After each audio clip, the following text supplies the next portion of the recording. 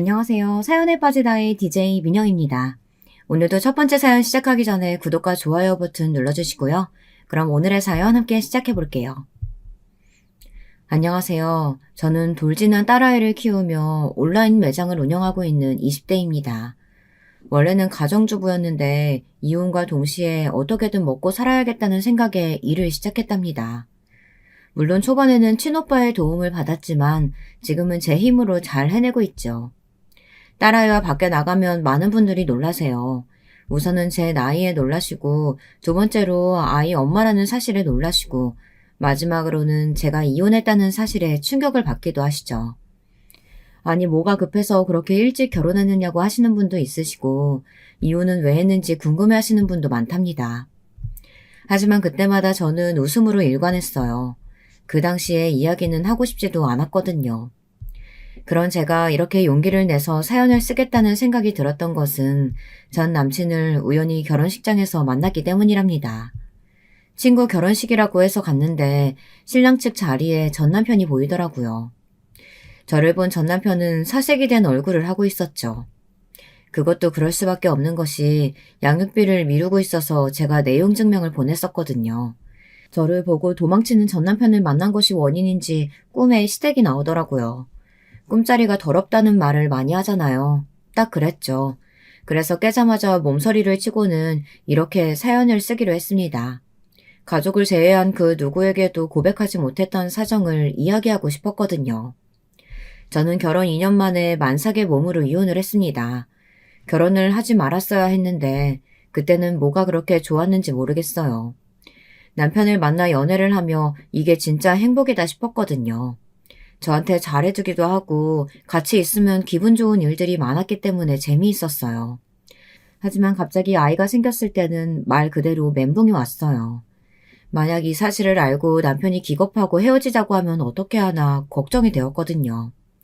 하지만 남편은 임신 고백에 뛸 듯이 기뻐하면서 당장 부모님께 인사를 드리고 결혼을 하자고 하더군요. 그 말을 듣는데 눈물이 핑 돌았어요. 아이를 가지면 감수성이 높아진다고 하던데 그것 때문인진 모르겠지만 그냥 고마웠답니다. 우리한테 아이라니 이런 기쁜 소식이 어딨어. 우리 당장 부모님께 인사드리고 결혼부터 하자.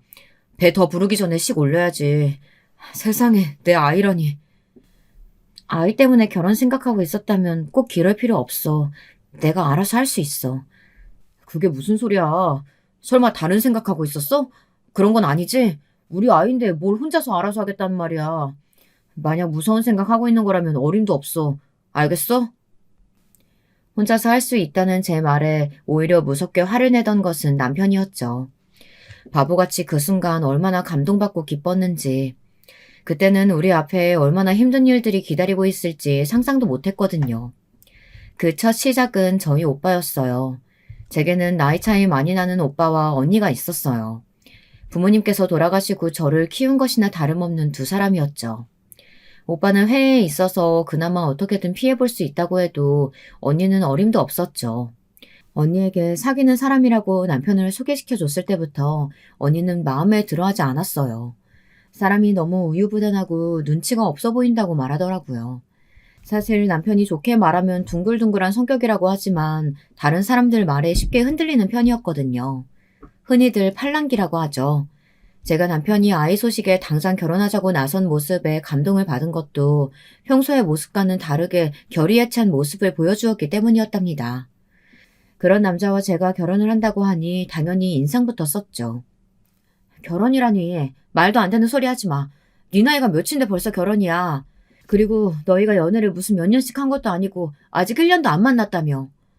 길게 만난다고 그 사람을 다 아는 것도 아니잖아. 우리 사랑해. 그이는 나 많이 아껴주고 배려해준다고. 그런 사람보다 더 좋은 사람 만난다는 보장이 어딨어. 내 인생에 딱 한 번일 수도 있잖아. 언니는 제 말에 가슴을 탕탕 때리며 답답해했죠. 저는 결국 아이가 생겼음을 고백했습니다. 언니는 입을 떡하고 벌리더니 무슨 아이냐고 난리를 피웠죠. 그리고는 그 길로 병원으로 가자고 했어요. 저는 언니 앞에 산모수첩을 내밀며 사주가 되었다고 말했습니다. 언니는 망부석처럼 굳어서는 뚫어져라 산모수첩을 바라보았어요. 그리고 진짜 제가 엄마가 되었다는 사실에 긴 한숨을 내쉬었죠. 언니는 꼭 나와야겠냐고 했어요. 저는 다른 생각을 해보지 않았으며 남편 역시 저와 같은 생각이라고 했죠. 언니는 우선 알겠다고 하더군요. 하지만 저희 가족의 반대는 시댁에 비할 바가 아니었어요. 저는 드라마 속에서나 있을 법한 가족 구성원을 처음 봤는데요. 말 그대로 의사 가문이더라고요. 남편은 삼남 이녀의 막내였는데요. 위로 있는 누나며 형들이 다 의사의 약사더라고요. 시아버님이 원장이신 병원에 다들 근무하고 있었죠. 남편도 의사였냐고요? 그건 아니었어요. 남편은 병원에서 경영을 맡고 있었답니다. 남편의 말에 의하면 몸이 약해서 오래 앉아 공부할 수 없었다고 하는데 지금 생각해보면 겁이 많기도 하고 공부를 그렇게 잘했던 것은 아닌 것 같아요. 하여튼 그런 가족이라는 소리를 들었을 때 살짝 긴장이 되기도 했어요. 혹시나 싫어하면 어떻게 하나 하고 말이죠. 그리고 혹시는 역시가 되어 제게 돌아왔죠. 가족들 전부가 맹렬하게 반대하는 것은 아니었어요. 남편의 형제들은 아무런 관심이 없었고 시아버지께서는 인상을 쓰기는 하셨지만 제가 아이를 가졌다는 소리에 한숨을 내쉴 뿐 딱히 반응이 없으셨죠. 하지만 시어머니께서는 다르셨어요. 인사를 드리는 처음부터 마지막에 집에 나올 때까지 한마디도 하지 않으셨죠. 어머님도 아버님도 다들 내가 마음에 들지 않으신 것 같은데. 아니야. 임신했다는 소리에 놀라셨을 뿐이야. 우리 부모님들 나쁜 분들 아닌데? 아버님은 한숨만 내쉬고 어머님은 아무 말씀도 하지 않으셨잖아. 분명 못마땅해하는 얼굴이셨다고. 반대하시면 어떡해? 남편은 제 말에도 절대 그런 일은 없으니 자기만 믿으라고 큰 소리를 치더군요. 믿음직스럽지는 않았지만 당시에 저는 할 수 있는 것이 없었기 때문에 알겠다고 고개만 끄덕였죠. 그런데 시어머니께서 다음 날 저를 따로 밖으로 불러내셨어요. 그리고는 저를 데리고 가신 곳은 산부인과였죠. 정말 제가 임신을 했는지 확인을 해봐야겠다고 하시더군요. 제가 거짓말을 할지도 모르니 자신이 아는 곳으로 가야겠다고 하시는데 정말이지 감정이라고는 조금 더 찾아볼 수 없는 말투셨어요. 너무 건조해서 화조차도 나지 않더군요. 시어머니께서는 제가 임신한 것이 확실하다는 결론을 보시고는 고개만 끄덕이시고 어딘지도 모를 곳에 저만 두고 가버리셨죠. 집에 돌아오는 동안 서러움이 밀려왔어요. 아무리 남편에 비해서 부족한 점이 많다고 하더라도 이렇게 막대하셔도 된다는 법은 없잖아요. 너무 화가 난 저는 남편에게 전화해서 이런 일이 있었다는 이야기를 했죠. 남편은 화를 내면서도 시어머니 편을 들더라고요. 정신이 확 들었죠. 지금 어머니 편 들고 있는 거야? 그런 게 아니라 그냥 확실하게 하고 싶었던 거 아닐까 하는 거지. 내가 그동안 연애하면서 한 번도 가족들한테 소개를 한 적이 없었거든. 그래서 내가 연애도 못하는 그런 애라고 생각하셨는데 갑자기 결혼 얘기 꺼내니까 그것도 임신했다고 하면서. 무슨 의미야? 지금 하는 말이? 내가 문제라는 뜻이야? 그럴 리 없지. 당연히 어머니가 오해하셨고 잘못하셨지. 내가 그 부분은 강하게 이야기할 테니까 너도 우리 어머니 이해 좀 해달라는 것뿐이야. 그때 정신을 차리고 그만뒀어야 하는데 시어머니를 대신해서 사과하는 남편의 모습에 결국 저는 알겠다고 하고는 넘어갔죠. 시어머니께 무슨 이야기를 했는지는 모르지만 그 이후로는 시어머니께서 따로 말씀하시지는 않으시더라고요.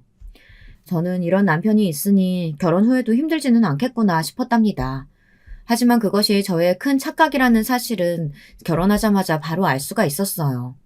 결혼 이후 남편과 저는 병원 인근의 작은 아파트에서 첫 살림을 시작했어요. 시댁에서 하나부터 열까지 다 준비를 하겠다고 하셨어요.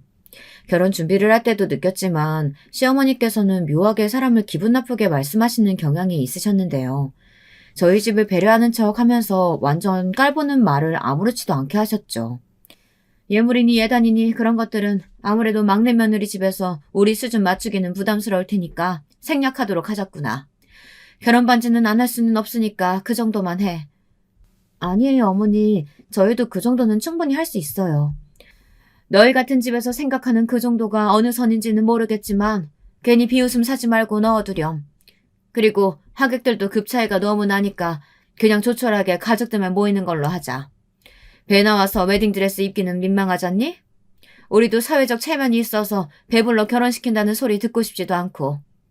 그렇지 않다고 하더라도 너희 쪽 하객들이랑 우리 쪽 하객들이 한자리에 있기에는 너무 민망하잖아. 안 그러니? 저희 시어머니 말씀에 입이 열리지 않았죠. 사실 틀린 말씀은 아니라고 생각했어요. 의사 집안이다 보니 하객들이 다들 그쪽 계열의 사람들로 모이겠죠. 저희는 아니고요. 하지만 저는 그런 상황이 부끄럽다거나 민망하다고 생각이 들지는 않았거든요. 그런데 시어머니께서는 제가 그런 감정을 느껴야 하는 것이 당연하다고 말하더군요. 저희는 그런 생각 전혀 안 하고 있는데요, 어머님. 초기에 조심해야 하기 때문에 신혼여행은 따로 가지 않기로 했지만 결혼식은 평범하게 성당에서 진행하자고 약속했고 이미 장소도 확보했어요.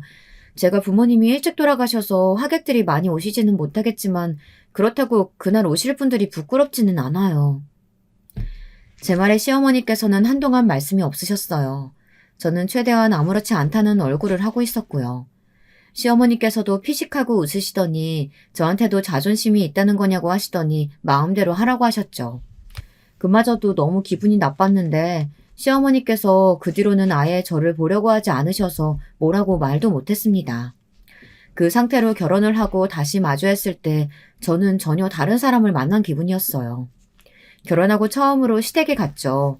남편은 아직 좀 더 안정하는 것이 좋지 않겠냐고 자기 혼자 가겠다고 했지만 저는 괜한 트집을 잡히고 싶지 않아서 함께 가겠다고 고집을 부렸어요.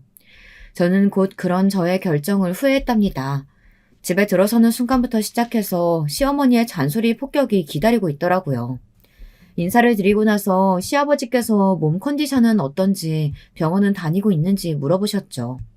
원래 다니던 병원이 있었는데 남편이 자기네 병원으로 옮기는 것이 어떻겠느냐고 했고 저도 꼭 지금의 병원일 필요는 없다고 생각했기에 그렇게 하겠다고 말했죠. 저는 병원에서 들었던 이야기를 그대로 전했고 시아버지께서는 무리하지 않도록 조심하고 영양제를 꼭 챙겨 먹으라고 해주셨어요. 처음에는 한숨까지 내쉬면서 걱정했는데 우려했던 것과는 다른 모습이었죠. 하지만 시어머니는 전혀 달랐어요. 인사가 끝나자마자 저를 주방으로 부르시더군요. 너는 뭐라도 할 줄 아는 거 있니? 막내 얼굴이 반쪽이 되었던데 병원에 큰일이 있는 것도 아닌데 그렇게 살이 빠질 정도면 도대체 얼마나 네가 들들 볶았는지 알겠구나. 너는 아주 뒤룩뒤룩 살이 찌는데 말이지.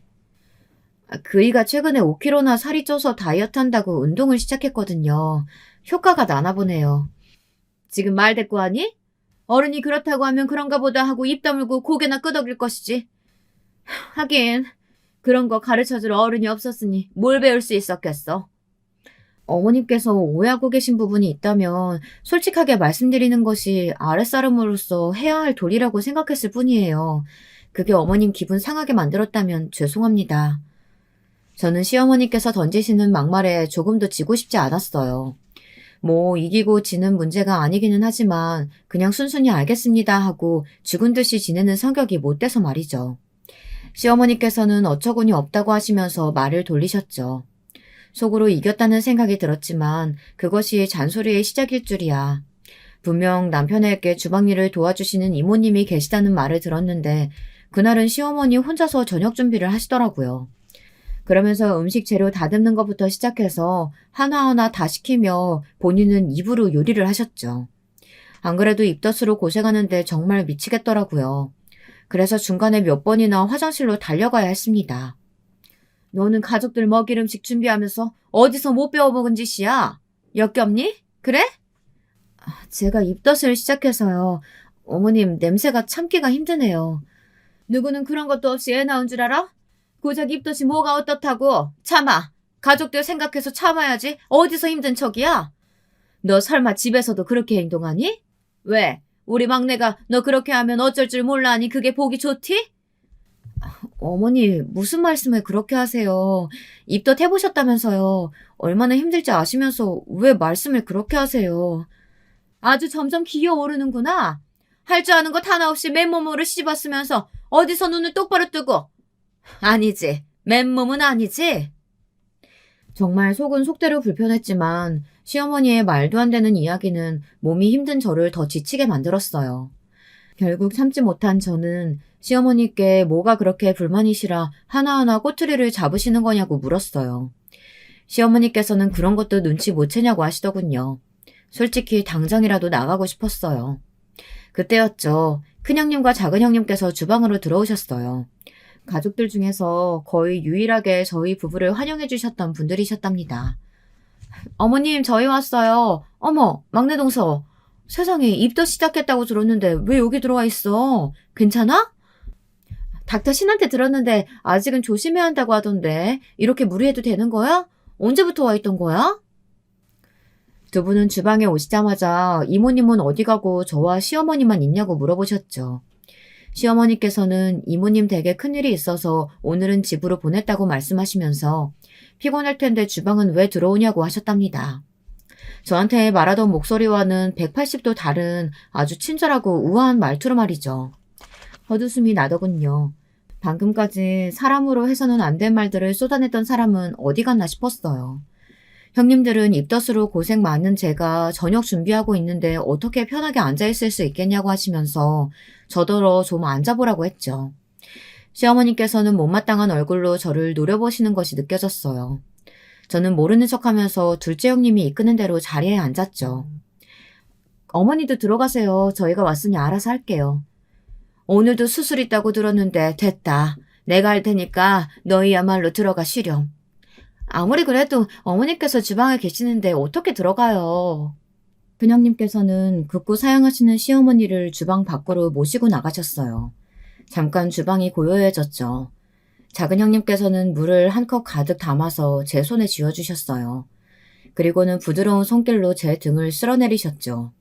그 따뜻한 손길에 울컥 눈물이 나올 것만 같았지만 저는 꾹 눌러 참았답니다. 많이 힘들지? 어머니 상대하기 쉽지 않지? 우리한테는 사람 좋은 것처럼 웃고 계시지만 다른 사람들한테 어떻게 하는지 잘 알고 있거든. 의사 가문이다 하고 어깨에 힘주고 다니시는 분이라 막내 동서가 이해해. 의사 가문은 무슨. 우리가 언제부터 의사 가문이었다고. 아버님이 자수성가하셨을 뿐이잖아. 다들 시어머니 등살에 못 이겨서 의료계통 일을 하고 있을 뿐이지. 정말이지. 어머니도 정도껏 하셔야 될 텐데.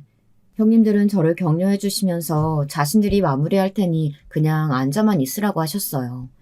혹시 속이 불편하더라도 밖에 나가서 시어머니를 마주하는 것보다는 이곳이 편하지 않겠느냐고 하시면서 어디서 가져오셨는지 임산부에게 좋다는 차까지 우려서는 주시더라고요. 형님들의 말씀에 오히려 뭐라도 돕고 싶어서 움직이려고 했지만 형님들은 엄한 목소리로 얌전히 있으라고 하시더군요. 끝까지 제가 뭐라도 하려고 하니 형님들이 음식을 놓을 그릇이나 좀 닦고 있으라고 하셨죠. 방금까지 시어머니 때문에 상했던 마음이 다 치유되는 기분이 들었답니다. 식사 시간이 되어 가족들이 다 둘러앉아 있었어요. 저희가 막내라 맨 끝자리였죠. 그때였어요. 시어머니께서 못 보던 반찬을 제 앞에 쓱 내놓으시더라고요. 입덧하는 제가 걱정이 되어서 준비했으니 먹어보라고 하셨죠. 방금까지 그렇게 저를 못 잡아먹어 안달이 났던 시어머니께서 가족들 보는 앞에서 목소리까지 상냥하게 말씀하시는데 수상쩍은 기분이 들었습니다. 먹으면 안 되겠다는 생각이 들더라고요. 머릿속에 경보가 울린다고나 할까요? 그런데 시어머니께서 웃는 얼굴로 자꾸만 권하시는데 싫다는 소리가 안 나오더라고요. 떨리는 마음으로 반찬을 조금 들었는데 괴상한 냄새가 확 올라왔죠. 저는 참지 못하고 화장실로 뛰어들어갔어요. 남편이 떨리는 목소리로 괜찮으냐고 하며 저를 따라 나왔고요. 다시 식탁으로 돌아가자 분위기는 소위 개판이 되어 있었어요. 시아버지께서는 괜찮으냐고 하셨지만 썩 편한 목소리는 아니셨어요. 좀 챙겨주려고 했더니만 저렇게 싫어할 줄은 몰랐네요. 친정어머니도 없어서 몸보신 못할까 싶어 준비했던 건데. 그러니까요, 막내 재수씨. 아무리 입덧으로 고생한다고 하셔도 시어머니가 준비하신 건데 그렇게 나오시는 건 좀 아니죠. 좀 참아도 될 걸 그렇게 입덧한다고 표내고 싶으셨어요? 참. 식탁에는 냉기가 돌기까지 했어요. 어떤 말도 할 수가 없었어요. 머릿속이 새하얗게 변했거든요. 이미 식탁에는 제가 먹어야 했던 반찬은 사라지고 없었죠. 그 순간 저를 구해준 것은 시누이였어요. 큰 시누이는 해외 연수로 자리에 없었지만 막내 시누이는 계셨거든요. 언제 주방으로 들어가셨는지 시누이가 방금 제가 먹으려 했던 음식을 숟가락으로 담아오시더니 이게 뭐냐고 큰 소리를 지르셨죠. 이게 뭐야? 아니, 아예 맛이 갔는데? 이거 육회 아니야? 엄마, 이거 육회 맞죠? 임산부한테 육회 주는 사람이 어딨어요? 거기다 완전 상했네. 무슨 소리야? 내가 오늘 가져왔는데. 그리고 그 정도는 오히려 산모한테 좋다고 했어. 막내 시누이는 누가 그런 말을 했느냐고 하더니 아무리 그렇다고 하더라도 상한 음식을 사람에게 주는 것은 아니지 않느냐고 짜증을 냈죠. 그러고는 냉장고에 가서 남은 육회도 없던데 그럼 어디다 두셨냐고 묻기까지 했어요. 시어머니의 얼굴은 삽시간에 붉어지더니 자기가 고의로 그런 것도 아니지 않느냐며 실수라고 하셨죠. 하지만 저는 알 수 있었어요. 급 상냥해진 말투나 과한 웃음을 봐서는 분명 시어머니는 알고 있었던 것이 분명했거든요. 너무 화가 치밀어 올랐지만 아무런 증거도 없는 상황에서 말을 할 수는 없었습니다. 하지만 형님들은 눈치를 채신 것 같았어요. 잔뜩 얼굴을 굳히셨거든요. 시댁에서 집으로 돌아오는 길, 저는 남편에게 사실대로 이야기를 했지만 남편은 그럴 리 없다고 펄쩍 뛰더군요. 저도 오해하고 싶지는 않지만 솔직히 음식이 상했다는 것을 시어머니께서 정말 모르셨다는 것이 말이 되는 소리냐고 했죠. 남편은 끝까지 시어머니가 그럴 사람이 아니라고 하며 오해하지 말고 화를 풀라고만 했습니다. 답답하더군요. 이 사연을 듣고 계시는 분들 생각은 어떠신가요? 진짜 제가 오해한 것일까요? 아니면 시어머니께서 계획을 갖고 준비하신 걸까요? 그 일이 있고 나니 시댁에 가는 것이 좀 무서워졌어요. 시어머니께서 주시는 것은 어느 것 하나 먹으면 안 되겠다는 생각이 들더라고요. 다행인 것은 형님들이 저와 같은 생각을 하셨다는 것이었죠. 형님들께서는 시댁에 가기 전에는 꼭 자기들 중 한 사람과 가도록 하고 몸이 불편하다고 이야기하고는 오지 말라고 하시더군요. 시어머니께서 음식으로 그렇게까지 나오실 것이라고는 생각도 못했다고 말이죠. 그래서 저는 형님들 시키는 대로 남편이 가자고 해도 핑계를 대며 피했어요. 배가 점점 불러오면서 저는 다니던 회사도 그만두고 집에서 쉬기로 했습니다. 제가 몸이 약하다고 생각했던 적이 없었는데 쉽게 지치는 것은 물론이고 다리도 잘 붓더라고요. 남편은 저더러 아무것도 하지 말고 집에만 있으라고 했죠. 무슨 일인지 시댁도 갈 필요 없다고 하더라고요. 그런데 제가 안 갔더니 시어머니께서 오시더라고요. 정말 환장할 일이었죠. 벨소리에 화면을 확인하고 얼마나 놀랐는지 어떤 표현으로도 제 마음을 나타낼 수 없을 겁니다. 진짜 귀신을 만나도 그렇게 놀라지는 않았을 거예요. 저는 화면을 뚫어져라 바라보고 있다 문을 열 타이밍을 놓칠 정도로 놀랐답니다. 한 번 더 벨이 울리고서야 저는 부랴부랴 문을 열었죠. 시어머니께서는 문을 열자마자 뭐하고 이제 문을 열었느냐며 화를 내셨어요. 어디 어른을 밖에 세워둘 생각을 하느냐고 말이죠. 성큼성큼 집으로 들어서는 시어머니를 따라 들어오며 머릿속이 복잡했어요. 누군가에게 SOS를 쳐야 하나 고민이 되었지만 시어머니께서는 정신없이 몰아붙이셨죠. 집고락선이 좀 봐라. 도대체 뭐하고 있니? 집에서 쉬고 있었다면서 아무것도 안 하고 빈둥거리기만 하는 거야? 너는 우리 아들 피 빨아먹으려고 결혼했니? 적어도 남편이 밖에서 힘들게 일하고 돌아오면 편하게 쉴 수 있도록 살림은 제대로 해야 될 거 아니야? 저희가 이것저것 많이 사서 쌓아두지 말자고 약속을 했다 보니 집이 좀 썰렁해 보이시죠? 그래도 애기 물건은 하나씩 잘 준비하고 있어요, 어머님. 이 먼지는 뭐니? 청소는 안 하니? 먼지요? 어머님, 어디 먼지가 있어요? 오전에 큰형님께서 사람 보내주셔서 청소했거든요. 시어머니께서는 제가 큰형님 이야기를 꺼내자 금방 입을 다물고 계셨죠. 그리고는 뭐라도 하나 걸고 넘어지고 싶으신지 아주 눈에 쌍심지를 켜고 둘러보시더군요. 하지만 딱히 잡을 것이 없다고 생각이 들었는지 인상을 쓰고는 자리에 앉으셨죠. 저는 잔뜩 부른 배로 시어머니께 차와 과일을 대접했어요. 시어머니께서는 차 맛이 이상하다고 다시 해오라고 하시더군요. 저는 별말 없이 다시 준비했죠. 그런데 이번에도 시어머니께서 맛이 엉망이라고 하시면서 다시 하라고 하셨어요. 저는 무거운 몸으로 몇 번이나 움직이면서 치밀어 오르는 화를 꾹꾹 참아야만 했습니다. 하지만 세 번째 차 맛이 마음에 들지 않는다고 하셨을 때는 도저히 참을 수가 없겠더라고요. 네 번째로 차를 다시 내오면서 이번에는 처음부터 아무 말 못하게 못을 박았습니다. 저희 신혼 때 어머님께서 주셨던 것이에요. 알려주신 대로 우렸는데 어떠실지 모르겠네요. 내가 준 게 언젠데 아직도 다 안 마시고 남아있단 말이야?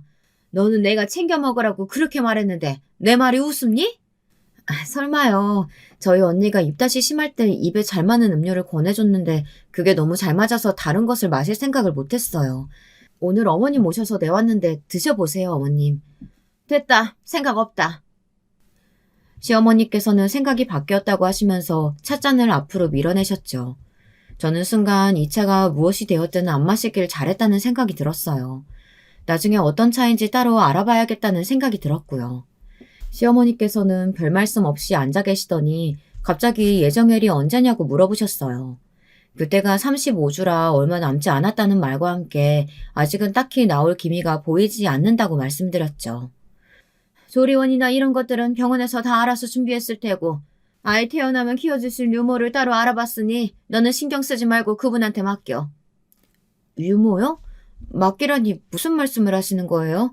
당연히 아이는 제가 키워야죠. 모유도 챙겨줘야 하고요. 모유야 딸이 보관하면 되니까 알아서 받아두고. 귀한 우리 집안 자손인데 아무 손이나 타게 둘 수는 없잖아. 유명하신 분 겨우 초빙했으니까 너는 그냥 애만 낳아. 정말 기가 막히는 소리였죠. 아니 친엄마가 멀쩡히 있는데 이게 무슨 소리인가 싶었습니다. 저는 당연히 제가 키울 것이고 유모는 필요 없다고 단호하게 선을 그었어요.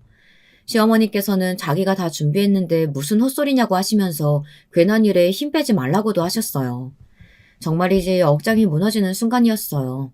저는 당연히 절대 안 된다고 하며 시어머니께서 무엇을 준비하셨든 필요 없다고 말했습니다. 아니 너 같은 애 유전자 받아 태어나는 것 자체가 이미 출발점에서 뒤처졌다는 말이나 다름없는데 어릴 때부터 제대로 우리 집 사람으로 키워야 할 것 아니냐? 남자 하나 잘 만나서 팔자 고쳐보려고 남자 앞에 엎어진 네가 뭘 가르칠 수가 있어? 어머님, 진짜 말 그렇게 하지 마세요. 저희가 결혼 전에 애 가진 것은 맞는데요. 제가 무슨 팔자를 고쳐요? 의사 집안이요? 그게 무슨 소용이 있는데요. 어머님께서 그렇게 자랑하시는 의사 집안, 저한테는 그렇게 중요한 거 아니었거든요. 뭐 어째? 이게 아무것도 아닌 거 받아줬더니 넙죽 엎드려서 기어다녀도 모자를 파네. 뭐라고? 시어머니께서는 버럭하시며 주제도 모른다고 소리를 지르셨어요. 순간 아랫배가 당기는 기분이 들었죠. 저도 모르게 배를 움켜쥐고 소리를 질렀어요. 시어머니께서도 순간은 놀라신 모양인지 배가 아프냐고 물어보시더군요. 제가 대답도 못하고 신음소리를 내며 핸드폰을 찾자 시어머니께서는 묻는데 왜 대답 안 하냐고 하시더라고요. 그 와중에도 말이죠. 징글징글했어요. 제가 더듬거리며 폰을 찾아 남편에게 전화를 걸자 시어머니께서는 일하는 사람한테 왜 전화를 거냐며 폰을 빼앗더라고요. 저는 아파 죽을 것 같은 몸으로 뭐 하시는 것이냐며 소리를 질렀어요. 하지만 시어머니께서는 아프면 119나 부르라고 하셨죠. 그리고는 119를 눌러서 폰을 들려주시고는 그냥 가버리셨답니다. 정말 눈물이 났어요. 어떤 정신으로 통화를 했는지는 모르지만 정신을 차려보니 병원이더군요. 남편이 하얗게 질린 얼굴로 왜 자신에게 연락을 하지 않았느냐고 걱정스러운 얼굴로 저를 바라보고 있었어요. 다행스럽게도 아이에게 문제가 생긴 것은 아니더군요. 그래도 하루 이틀은 병원에서 입원해서 보자고 하셨어요. 태어나고 집에 돌아왔을 때까지도 저는 남편에게 시어머니와의 일은 이야기하지 않았습니다. 누가 믿겠어요. 시어머니란 사람이 와서 폭언을 퍼부는 것은 물론이고 아파서 뒹굴고 있는 며느리를 그냥 두고 갔다는 사실 말이에요. 그냥 두고 가신 것은 아니죠. 아주 친절하게 119는 눌러주고 가셨죠. 정말이지 제가 겪어도 믿기 힘든 상황인데 제 말을 과연 남편이 믿어줄까 싶더라고요. 그래서 우선은 저만 알고 있는 것으로 했죠. 남편은 무슨 일이 있었는지 몇 번이나 제게 물었지만 저는 끝까지 말하지 않았습니다. 물론 나중에 문제의 사건이 터지면서 저는 차라리 이야기를 할 걸 그랬다 후회가 되더라고요. 그 사건은 아주 단순한 것으로 시작했어요. 입덧이 7개월까지 이어진 저는 배만 나오고 팔다리는 말라가고 있었어요. 그런데 마법처럼 딱 7개월이 지나면서 그 뒤로는 먹덧이 생긴 것인지 먹고 싶은 것들을 먹어도 배가 고프더라고요. 세상에 맛있는 것이 왜 이렇게 많은지 모를 정도였죠. 그래도 너무 먹으면 혹시 탈이 날까 싶어 나름 조심하긴 했답니다. 그날은 한우가 너무 먹고 싶은 날이었어요. 주방에 아무것도 없었는데 어디선가 자꾸만 소불고기 냄새가 나는 것 같았죠. 그래서 남편에게 저녁에 소불고기를 먹지 않겠느냐고 물었어요. 남편은 자신도 좋아한다고 하며 흔쾌히 오케이를 하더군요. 밖에 나가서 먹자고 했더니 괜히 피곤한데 나가지 말고 집에서 기다리라고 해 알겠다고 했습니다. 좀 시간이 지났나 남편이 다시 전화가 왔어요. 부모님이랑 같이 나가서 먹을래? 어머니도 소불고기 엄청 좋아하시거든. 이왕이면 같이 나가서 먹자. 정말이지 심장이 덜컥 내려앉았죠. 그 사건 이후로 시어머니를 만난 적이 없었거든요. 저는 그날의 기억이 떠오르며 손발이 덜덜 떨리는 것이 느껴졌습니다. 저는 갑자기 생각이 바뀌었다고 하면서 소불고기는 다음에 먹자고 했어요. 남편은 의아한 목소리로 갑자기 왜 그러냐고 했지만 저는 점심이 소화가 되지 않는다고 핑계를 대며 다음에 가자고 했답니다. 남편은 시댁에 벌써 얘기를 했는데 아쉽다고 하며 전화를 끊었어요. 저는 두근거리는 심장을 진정시키면서 떨리는 손을 부여잡고는 숨을 깊게 들이마시고 내쉬었어요. 저녁에 들어온 남편의 손에는 소불고기가 들려 있었어요.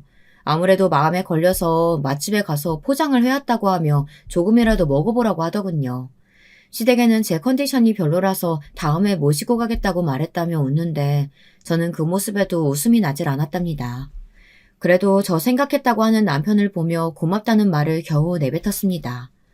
그런데 다음 날 저는 또다시 집에 찾아온 시어머니를 혼자서 만나야 했어요. 시어머니께서는 아침부터 씩씩거리면서 문이 부서져라 발로 차며 당장 문을 열라고 소리를 지르셨어요. 멀쩡한 배를 두고 말이죠. 문을 열자 시어머니께서는 문이 채 닫히기도 전에 다짜고짜 제 뺨을 내리쳤어요. 별이 번쩍하고 보였죠. 너는 도대체가 머릿속에 뭐가 들었니? 내가 몇 번이나 말했지? 몸 팔아서 얻은 자리에 들어왔으면 넙적 엎드려서 살라고. 뭐? 한우가 먹고 싶어? 네 입에 한우가 가당키나 하니? 어머니, 지금 겨우 그 문제로 아침부터 이렇게 오셔서 행패세요? 행패? 지금 내가 행패 부리는 걸로 보여? 주제도 모르는 며느리 가르치고 있잖아. 저는 헛소리를 하는 시어머니를 뒤로하고 집으로 들어왔어요. 몸도 무거운데 서서 시어머니를 상대할 기운이 없었거든요. 시어머니께서는 당연히 어른 앞에 두고 뭐하는 짓이냐고 뒤따라 들어오셔서는 다짜고짜 머리채를 잡으셨죠. 저는 아무리 그래도 만삭의 며느리에게 그런 행동을 하실 거라고는 조금도 상상하지 못했기 때문에 미처 대처도 못하고 그대로 잡혔습니다. 이년아, 네 주둥이에 들어가는 건 돼지도 아까워. 그런데 한우? 네가 이러니까 팔자 고치려고 우리 귀한 아들 깨어냈다고 하는 거야. 감히 내 아들 앞길을 말아먹은 것도 화나는데, 어? 어머니, 이거 놓으세요. 아파요. 애만 아니었으면 너 같은 년이 우리 집에 한 마리라도 들일 수 있었을 것 같아? 주제를 알라고 그렇게 말해도 아주 되바라지게 말대꾸 꼬박꼬박 하더니만. 내가 오늘 네 버릇 단단히 고쳐놔야겠다. 이러다가는 내 아들 앞길 말아먹다 못해 똥 되겠어 아주. 아픔에 소리를 지르는데도 시어머니께서는 아랑곳하지 않고 더 강한 힘으로 저를 당기셨죠. 머리가 당장이라도 뽑힐 것 같은 고통이 문제였지만 저는 혹시나 아이에게 무슨 일이라도 생기면 어쩌나 싶어 한 손으로는 배를 감싸쥐곤 다른 손으로는 시어머니의 손을 떼기 위해 안간힘을 짜냈어요. 네 년이 화근이야. 너 같은 년이 우리 집에 들어온 것 자체가 문제라고. 빨리 싹을 잘라내야 우리 아들이 두 발 뻗고 살지. 막말로 뱃속에 그 애가 우리 자손이라는 보장이 어디 있어. 내가 너 같은 년들 잘 알거든. 엉덩이 가벼운 년. 이게 뭐하는 짓이야? 갑자기 벼락같이 큰 소리와 함께 남자의 목소리가 들리며 시어머니의 손목을 강하게 휘어잡는 것이 느껴졌어요. 그리고는 아까 제가 시어머니에게 맞았던 소리와 비교도 되지 않을 큰 소리가 울렸죠. 시어머니께서는 아픔 때문인지 아니면 갑자기 나타난 사람 때문인지 당황하며 바닥에 주저앉으셨어요. 안 보여? 이제 만삭인데 제정신이야? 눈에 보이는 것도 없어? 노망난 것도 아닌데 임산부를 상대로 뭐하는 짓이야? 어라, 내가 그럴 줄 알았어. 네 놈이지? 애 아빠. 너 다른 애 자식 뱃속에 넣고 와서는. 시어머니께서는 제 불륜의 순간을 잡았다며 벌겋게 부어오른 뺨을 손으로 감싸쥐고는 신이 나서 떠들어대셨죠. 오빠는 무슨 미친 소리냐고 하며 여동생을 보러 왔는데 당신은 누구냐고 소리를 질렀어요. 그 소리에 시어머니의 표정은 삽시간에 굳어버렸어요. 이제 곧 출산한다고 해서 와봤는데 설마 시어머니는 아니지? 어떻게 시어머니란 사람이 만삭 며느리 머리채를 잡아? 저는 제 앞을 막아서는 오빠의 팔을 붙들고는 대성통곡을 하고 말았죠. 오빠에게 보여주고 싶지 않았던 모습을 보여준 것 같아 부끄럽기도 하고 안심도 되었거든요. 공포의 순간이 끝난 것 때문인지 다리에 힘이 풀리면서 주저앉을 뻔도 했지만 당황한 오빠가 저를 안아들면서 그것만큼은 피할 수 있었죠. 오빠는 저를 붙들면서도 시선은 시어머니를 떠나지 않았어요. 시어머니께서는 허둥거리던 것도 잠시 오히려 큰 소리를 지르며 말씀하셨어요. 오빠라고 하니까 그래, 내가 한마디 하죠. 아니, 동생 교육을 어떻게 시켰길래 결혼 전에 덜컥 임신부터 하질 않나? 그렇게 집안에 똥칠하면서 들어왔으면 죽은 듯이 지내기는커녕 집안을 휘젓기만 하고. 진짜 내가 막내 며느리 잘못 들인 죄로 어디 얼굴 들고 다니질 못해요. 알아요? 임신은 혼자 합니까? 누구한테 탓을 돌려? 그리고 집안, 뭐 얼마나 대단한 의사 가문이라고 그렇게 목에 힘을 주고 있어? 가짜나서 말도 안 나오네. 몇 대 내려온 것도 아니던데 뭐가 그렇게 유서 깊은 가문인 것처럼 웃기는군. 뭐? 지금 뭐라고 했어? 감히 우리 집안이 어떤 곳인 줄 알고? 그리고 그렇게 자랑하는 막내 아드님 하는 일이 뭔데? 병원 실장이라며? 시어머니께서는 무슨 발작 버튼이라도 눌린 사람처럼 고래고래 소리를 지르며 쫓겨나고 싶은 것이냐며 당장이라도 이혼시키겠다고 말했죠. 겁을 줄 생각으로 말하고 있었지만 오빠는 오히려 바라는 바라고 하면서 서류 준비해서 제출하겠다고 말했어요. 갑작스럽게 이어지는 전개에 저는 혼이 나갈 것 같았지만 오빠를 말리고 싶지는 않았어요. 시어머니는 이대로 이혼하면 누가 손해일지 알고나 있는지 물었지만 오빠는 단호했습니다. 누가 후회할지는 두고 보자고. 내 동생한테 이렇게 막대한 거 피눈물 흘리게 해줄 테니까 두 눈 똑바로 뜨고 보고나 있어. 내가 어디까지 가는지. 오빠는 숨을 몰아쉬고는 가만히 저를 강하게 안아주었어요. 아무 말이 오가지 않았지만 오빠는 모든 것을 알고 있다는 듯 제 어깨를 부드럽게 토닥이며 앞으로는 자기가 왔으니 걱정하지 말라고 했어요. 저는 그 와중에도 고개를 끄덕이며 저를 안아주는 오빠를 강하게 마주 안았어요. 그때였죠. 아랫배가 살살 아파오는 것이 저번과는 전혀 다른 느낌이 들었어요. 저는 오빠에게 사실대로 말했고 오빠는 망설임 없이 어디론가 전화를 했어요. 곧 시꺼먼 사람들이 우르르 들어와서는 준비가 끝났다고 말했습니다. 오빠는 조심스럽게 저를 데리고 병원으로 향했습니다. 다시 정신을 차렸을 때는 이미 모든 것이 끝난 후였어요. 병원에 들어가는 것까지는 기억했지만 금방 기절해버렸거든요. 아직 주스가 좀 남았지만 수술을 통해 예쁜 딸아이가 태어났다고 알려주셨죠. 호화스러운 병원에 저는 깜짝 놀랐어요. 오빠는 자신이 잘 아는 곳으로 옮겼으며 그동안 다녔던 병원으로부터 충분히 자료를 받았으니 너무 걱정할 필요 없다고 말했어요. 저는 어안이 봉봉했지만 고개만 끄덕였죠.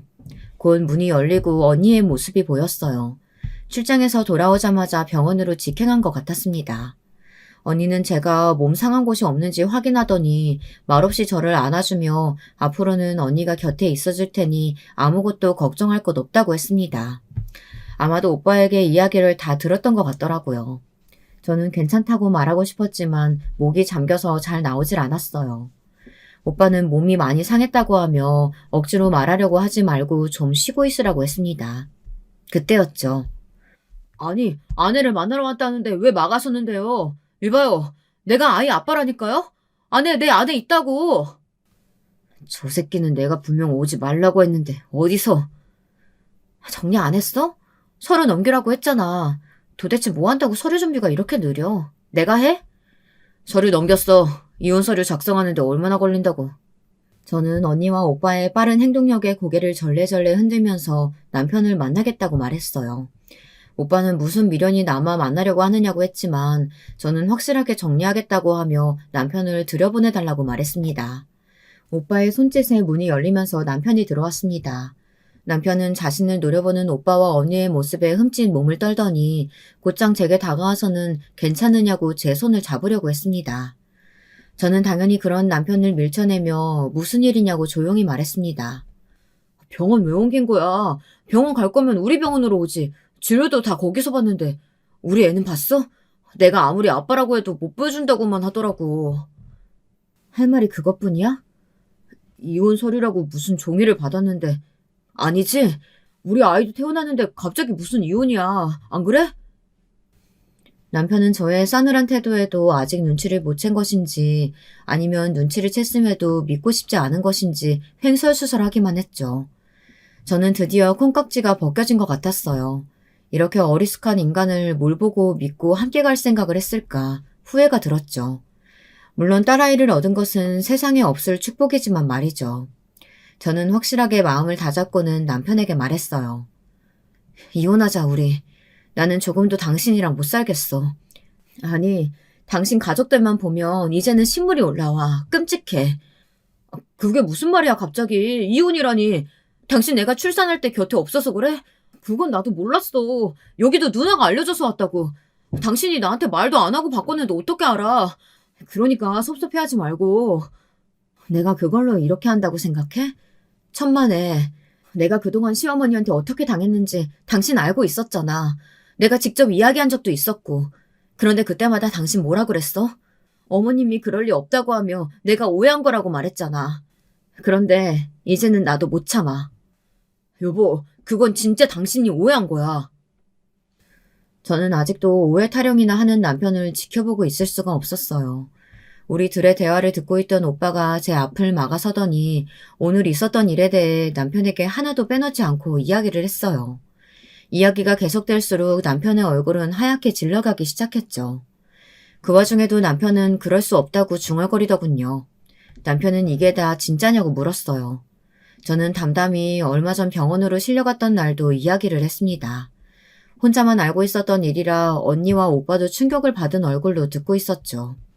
제 이야기가 끝나자 남편은 더 이상 서 있을 수 없었는지 바닥에 퍼져 앉아서는 어떻게 그런 일이 있을 수 있냐며 중얼거렸어요. 아마 이전 같았으면 그런 남편의 모습이 안쓰럽게 느껴지기도 했겠지만 이미 저는 마음이 돌아섰고 이혼을 결심했기 때문에 아무런 감흥이 없었습니다.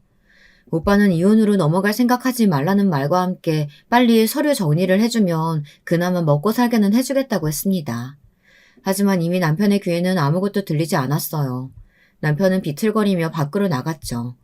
저는 오빠에게 무슨 생각이냐고 물었지만 오빠는 아무런 걱정하지 말고 그저 몸조리나 하며 아예 이름이나 정하라고 하고 나갔습니다. 저는 오빠가 하는 일에 관해 구체적으로는 알지 못했어요. 언니야 국제 변호사라는 것을 알고 있었지만 말이죠. 오빠에게 무슨 일을 하느냐고 물어보면 이것저것 다양한 사업을 하고 있다고만 했죠. 오빠가 하는 일에 관해서는 저는 이번 일을 정리하며 처음으로 제대로 알게 되었어요. 오빠는 M&A를 전문적으로 하는 회사를 꾸려나가고 있었습니다. 그것도 국내보다는 해외에서 이름을 알리고 있었죠. 최근에는 제약 쪽에 손을 대고 있는 모양이더라고요. 오빠는 우선 병원으로 들어가는 제약회사에 납품을 막아섰어요. 거기다 병원에 있는 환자들 가족에게 더 좋은 병원을 무료로 소개까지 해줬으며 일하는 사람들에게도 다른 병원을 더 좋은 조건으로 소개시켜 주었다고 했죠. 정말이지 입이 떡하고 벌어졌어요. 오빠에게 그런 힘이 있다고는 상상도 못했거든요. 그 소식과 함께 얼마 되지 않아 시어머니께서 저를 찾아오셔서는 저를 보자마자 살려달라고 애걸복걸 하셨죠. 내가 실수했어. 내가 잘못했다. 앞으로 2번 다시 그런 소리 안 할 테니까 병원만 살려줘. 환자들이고 직원들이 다 나갔어. 내가 이렇게 싹싹 빌 테니까. 어머니 사과가 저한테 무슨 의미가 있다고요. 됐습니다. 저 같은 인간한테 뭐하러 사과를 하세요. 엄청난 가문이라면서요. 시어머니께서는 얼굴을 붉히시며 어떻게든 제 마음을 돌리고 싶어 하셨지만 그럴수록 저는 더 몸서리치게 싫더라고요. 시어머니께서는 무조건 저더러 용서하라고 하셨죠. 급기야 태어난 지 얼마 되지도 않은 우리 딸아이를 들먹이면서 아이 앞날을 위해서라도 마음을 바꾸라고 하는데 정말이지 더 이상 듣고 있을 수 없더군요. 우리 딸아이가 당신들하고 무슨 상관이 있어서? 내 자식은 당신들이랑 아무 관계 없거든요. 저한테 그러셨잖아요. 진짜 그의 자식이긴 하냐고. 그 말을 하셨을 때부터 이미 내 아이는 당신들과 상관없는 사람이 된 거죠. 그래도 천륜이 어디 가는 줄 알아?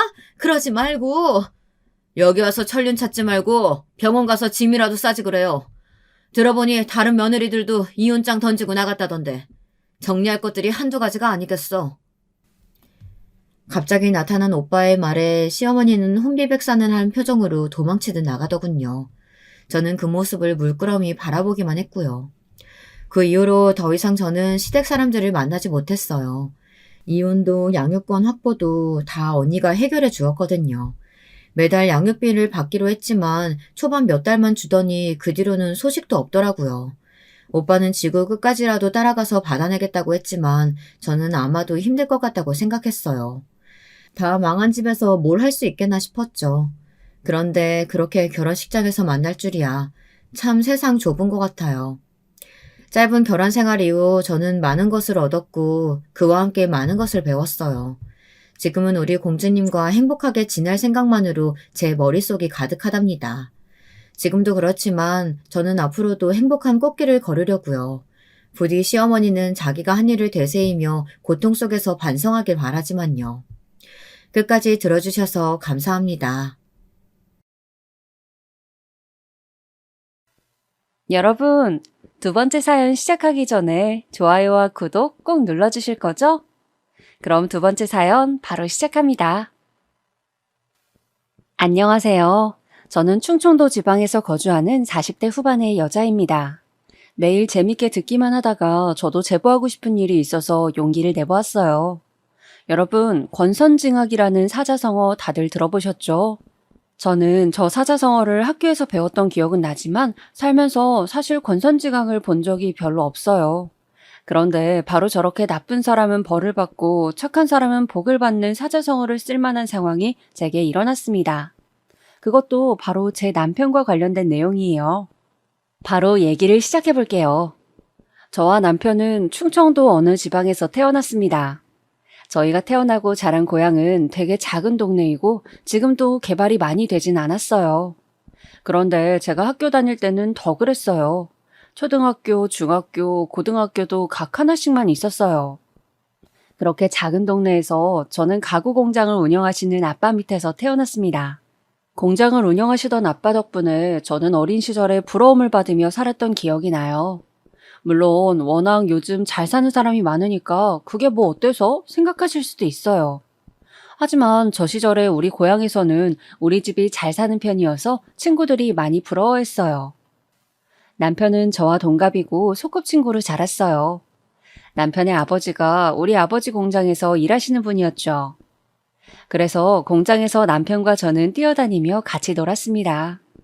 그러다 어른들에게 걸리면 불이 나게 도망가고 그랬죠. 그렇게 우리는 취학 전부터 초등학교에 들어가서도 매우 가깝게 지냈어요. 거의 그냥 남매처럼 자랐던 것 같아요. 왜냐하면 저도 남편도 외동이었기 때문에 굉장히 많이 붙어 있었어요. 서로 집에서 밥도 자연스럽게 같이 먹던 날도 되게 많았어요. 시골이었기 때문에 밭이 많았는데 서리도 하고 동네 강아지들과도 뛰어다니고 재미있게 지냈죠. 그대로 남편과 저는 중학생이 되었습니다. 중학생 때는 이제 본격적으로 사춘기가 오는 시기잖아요. 둘 다 사춘기가 왔지만 이상하게 서로에게는 관대했어요. 그리고 제가 학교에서 여자아이들과 싸워서 혼자 다니던 시기도 있었어요. 그럴 때 남편만이 유일하게 제 곁을 지켜주었죠. 그렇게 저는 남편에게 더 의지했고 우리는 고등학교에 진학하고도 붙어 다니기 시작했어요. 저희가 초등학교 입학 전부터 그렇게 10년 넘게 붙어 다니니 동네 사람들은 그냥 저와 남편을 하나의 쌍이라고 인식했어요. 저를 보면 준아 어디 갔니? 물어보고 남편이 혼자 있으면 세정이 어딨니? 물어봤어요. 학교에서도 선생님과 친구들은 저희가 사귄다는 것을 아주 당연하게 생각했어요. 남편과 저는 서로 누가 사귀자고 한 것도 아닌데 저러니까 웃기더라고요. 그래서 고등학교 2학년 여름에 남편에게 말했어요. 남편과 개울가에서 놀다가 집에 돌아가는 길이었죠. 야, 이준아, 너랑 나랑 뭐야? 다들 우리가 사귄다고 알아. 우리가 사귀는 사이야? 남편은 가만히 멈춰서 저를 바라봤어요. 쳐다보지 말고 말을 해. 그럼 사귀자. 정말 담백하고 직설적이고 어이없는 대답이었죠. 그렇게 저희는 사귀게 되었어요. 옆집 사는 순애는 동네 오빠가 꽃다발을 사와서 고백했다는데 저는 간단하게 사귀자는 말로 연애를 시작하다니 억울한 마음도 들었어요. 하지만 뭐 어쩔 도리가 없었어요. 왜냐하면 저는 이미 남편을 좋아하고 있었거든요. 그렇게 저희는 사귀게 되었고 그 연애는 계속 지속되었어요. 사실 남편은 그때도 저에게 이미 큰 부분을 차지하는 사람이었어요. 그래서 옆에 남편이 없다는 사실은 믿고 싶지 않았습니다. 그렇게 저희는 성인이 되었어요. 남편과 저는 대학에 진학하게 되었죠. 저는 서울에 있는 대학으로 가게 되었고 남편은 인근에 있는 국립대학에 들어가게 되었어요. 저는 사실 거리가 멀어지니까 우리가 잘 사귈 수 있을까 걱정이 되었어요. 그런데 걱정이 무색하게도 남편은 지방에서 서울로 버스를 타고 저를 보러 왔어요. 제가 서울에 올라오고 사실 많이 힘들었어요. 처음으로 부모님과 떨어져 살아야 하고 낯선 상황에 많이 놓이게 되니까 적응하는 것이 저에겐 매우 힘들었죠. 그렇지만 남편이 자주 서울에 와주니 버틸 수 있었습니다. 그리고 저도 남편의 군대를 기다려 주었어요. 서로 그렇게 힘든 시기에 버팀목이 되어주며 서로의 인생에 좋은 영향을 끼쳤죠. 그리고 저는 대학을 졸업하고 고향에 다시 내려왔습니다. 원래는 졸업하고 서울에서 직장을 다닐 생각이었지만 저는 제가 서울살이와 맞지 않는다는 사실을 잘 알게 되었어요. 방학 때마다 고향에 내려왔는데 그때마다 너무 저와 잘 맞더라고요. 서울로 올라갈 때는 너무 막막하고 슬퍼서 매일 울었습니다. 그 정도로 서울살이를 힘들어했기 때문에 고향에 내려왔죠. 그리고 서울에서 대학을 나온 경력을 가지고 동네에서 보습학원을 열었어요. 아버지와 어머니도 고향에서 4대째 사시고 계셨어서 아는 사람이 매우 많으셨어요. 저도 고향에서 태어나서 자랐으니 당연히 아는 사람이 많았죠. 그래서 생각보다 보습학원이 매우 잘 되었어요. 그때쯤 남편은 대학교를 졸업하게 되었어요. 남편은 전공을 살려서 인근 지역 대기업에 취직하게 되었어요. 고향에서 1시간 정도 걸리는 거리에 있는 회사였어요. 그리고 둘 다 자리를 잡았으니 결혼 얘기가 자연스럽게 나오기 시작했죠. 사실 저 때쯤 저는 이미 결혼은 남편과 해야 한다고 생각했어요. 워낙 너무 어릴 때부터 붙어 다녔기 때문에 다른 남자와 결혼한다는 것은 상상도 어려웠죠. 그건 남편도 마찬가지였대요. 그리고 제가 시장에 가면 어른들이 그렇게 저한테 말씀하셨어요. 세정아, 너희 식은 언제 올리니? 아예 결혼한다는 그 사실 자체는 확정되어 있었고 식을 언제 올리는지가 관건이었죠. 저희 부모님도 그렇고 남편 부모님도 그렇고 우리가 결혼할 것이라는 사실은 이미 확정이었어요. 그렇게 저희는 동네에 있는 하나밖에 없는 식장에서 결혼하게 되었습니다. 정말 저와 남편의 결혼식은 동네 잔치였어요. 동네 사람 모두가 왔다고 해도 과언이 아니에요. 저는 동네에서 보습학원을 하고 있었으니까 학생들도 많이 왔어요. 타지로 나간 친구들도 다 와서 축하해주고 저희 학생 때 선생님들도 많이 오셨어요. 그렇게 온 동네 사람들의 축복을 받으며 결혼식을 올렸죠. 아직도 그 결혼식장에서 결혼한 사람 중에 우리식 하객이 제일 많았다고 하더라고요. 신혼집은 그때 당시 새로 생기던 아파트에서 시작하게 되었습니다. 친정아버지가 힘을 써주셔서 마냥 감사한 마음뿐이었어요. 저는 그렇게 고향에서 부모님 곁에서 살며 보습학원을 하며 남편과 행복하게 살기 시작했습니다. 그렇게 1년 후 저는 임신도 하게 되었어요. 임신을 확인하고 얼마나 기뻤는지 몰라요. 그런데 제가 임신을 했는데 입덧이 굉장히 심했어요. 그래서 일을 계속하는 것이 정말 힘들었죠. 병원에서도 몇 번이나 경고하더라고요. 저는 아이를 너무 지키고 싶어서 보습학원은 잠시 쉬게 되었어요. 그리고 진지하게 남편과 거처를 고민하기 시작했어요. 저는 고향에서 계속 살고 싶었어요. 제 삶의 터전이고 또 부모님과 붙어 있었으니까요. 남편은 제 의견을 존중해줬습니다. 남편은 그 대신 저에게 말했어요. 나는 여보, 더 많이 붙어 있고 싶어. 그런데 지금 출퇴근이 왕복 2시간이 넘으니까 힘들어. 저는 남편의 말을 듣고 정말 안타까웠어요. 남편은 저 때문에 멀어도 고향에 사는 건데 그 결정이 오히려 남편을 힘들게 하는 것 같아서 마음이 좋지 않았습니다. 그래서 저는 친정아버지를 찾아가서 부탁했어요. 가게를 하나 열어달라고 했죠. 아버지는 제가 부탁하자 아주 흔쾌히 치킨집을 차려주셨어요. 아무래도 친정부모님이 옆에 계시니까 임신 기간 동안 많이 챙겨주셨죠. 시부모님도 워낙 어릴 때부터 봤던 분들이라 저를 친딸로 여기시던 분들이세요. 몇 번 위험했던 순간들도 있었지만 건강하게 공주님을 출산하게 되었죠. 남편과 머리를 맞대고 고민한 끝에 아이 이름은 채원이로 지었어요. 부모 마음은 부모가 되어야 안다고 하잖아요. 저는 정말 저 말에 100번 동의해요. 아이가 커가는 모습을 볼 수 있다는 것이 얼마나 행운인지 그때 알게 되었죠. 남편은 친정아버지의 도움으로 치킨집을 시내에 열게 되었어요. 우리가 학생 때 매일 가서 놀던 곳에 가게를 열게 되니까 기분이 색달랐어요. 저희가 고등학생 때 같이 학교 끝나고 시내를 돌아다녔거든요. 그래서 치킨집에 교복을 입은 학생들이 오면 얼마나 예뻤는지 몰라요. 저와 남편의 학생 때가 생각나더라고요. 우리 결혼식 때 정말 하객으로 많은 분들이 오셨었다고 제가 말했잖아요. 아무래도 시골 특성상 토박이들이 장사해야 사람들이 많이 찾아주고는 했어요. 덕분에 남편의 치킨집도 장사가 잘 되었죠. 저는 아이가 유치원에 들어갈 때까지는 보습학원을 쉬려고 했었기 때문에 남편 치킨집에 자주 도와주러 나갔어요. 아이가 어린이집에서 돌아오면 할 일이 없기도 했고요. 치킨집 운영을 시작하고 바로 옆자리에 분식집이 생겼어요. 분식집 주인은 저와 남편의 동창인 지연이었어요. 지연이도 이 동네 토박이에요. 부모님도 두 분이 아직 고향에 사셔서 저랑도 가깝게 지내던 사이였죠. 한 가지 안타까운 점은 지연이는 남편과 사별을 했다는 사실이었어요. 지연이는 결혼 전에 아이가 생겼는데 결혼식을 올리고 아이 얼굴도 보기 전에 남편이 교통사고로 사망했어요. 워낙 큰 추돌 사고여서 저도 그 사건이 똑똑히 기억이 나요. 지연이는 수입이 없으니 분식집을 열었다고 했어요. 동창들 옆에 가게를 내서 기분이 좋다고 하더라고요. 그리고 정말 다행인 것이 지연이의 딸 지수가 우리 딸 채원이와 동갑이었어요. 둘이 동갑이고 워낙 동네가 좁으니 둘 다 같은 어린이집에 다녔어요. 그러다 보니 저는 지연이와 오히려 학창시절 때보다 더 가깝게 지냈죠. 지연이가 가게를 하니까 제가 채원이를 데리러 간 김에 지수도 데리고 하원을 시켜 지연이의 가게에 가서 밥을 사 먹었어요.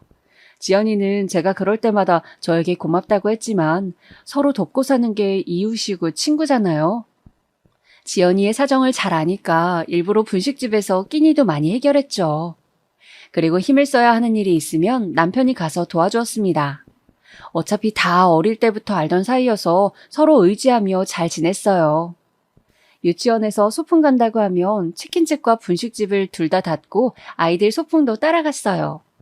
우리 부부와 지연이는 그렇게 아이도 같이 키우면서 행복하게 잘 지냈습니다. 채원이와 지수도 서로 얼마나 아꼈는지 몰라요. 그러다 저희 아이들이 크면서 초등학교에 들어가게 되었죠. 어느 날 채원이가 저에게 그러더라고요. 엄마, 아빠는 지수 엄마랑도 결혼한 거야? 어?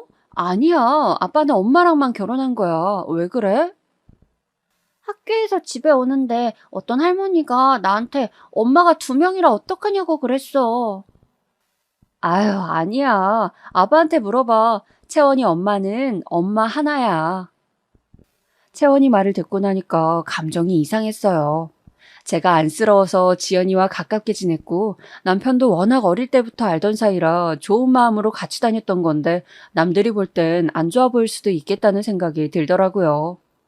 그리고 제가 채원이가 초등학교에 입학하며 보습학원을 다시 열었거든요. 그래서 남편 치킨집에 자주 가지 못했어요. 남편을 굳게 믿었고 또 의심하고 싶지 않았지만 채원이가 저렇게 말하니까 또 여자 마음이란 게 마냥 편하지는 않더라고요. 그래서 다음날 일부러 학원에서 바로 집으로 가지 않고 치킨집으로 퇴근했어요. 치킨집에 말을 하지 않고 들어갔더니 거기에 지연이가 있더라고요. 세정아, 무슨 일이야?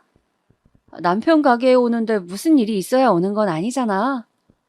그렇긴 하지. 당연히 장난이야. 기분 나쁜 건 아니지?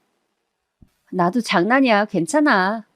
장난이라고 대답은 했지만 기분은 나빴어요. 남편을 쳐다보니 잘 왔다고 수고했다고 하더라고요.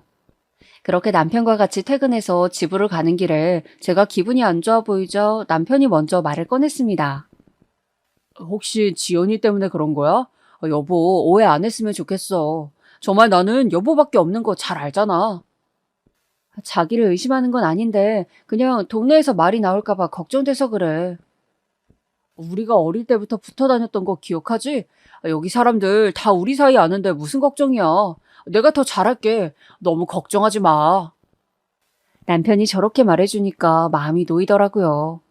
그 뒤로 남편 가게에 몰래 찾아가도 지연이는 잘 보이지 않았어요. 남편이 말을 잘했나 보다 생각이 들며 고맙더라고요. 지연이 분식집에 찾아가도 지연이는 예전처럼 저를 반겨주었습니다. 그래서 속으로 내심 미안한 마음이 들었죠. 아무래도 지역이 좁아서 제가 더 걱정했었거든요. 시골 사셨던 분들은 다들 공감하실 텐데 지역사회가 굉장히 좁거든요. 워낙 작은 일로도 소문이 금방 퍼지니까 저도 모르게 계속 조심하는 경향이 있어요. 예를 들어 제가 말 한마디를 하면 하루 만에 소문이 금방 퍼지더라고요. 또 아무래도 제가 보습학원을 운영하니까 더 그랬던 것 같아요.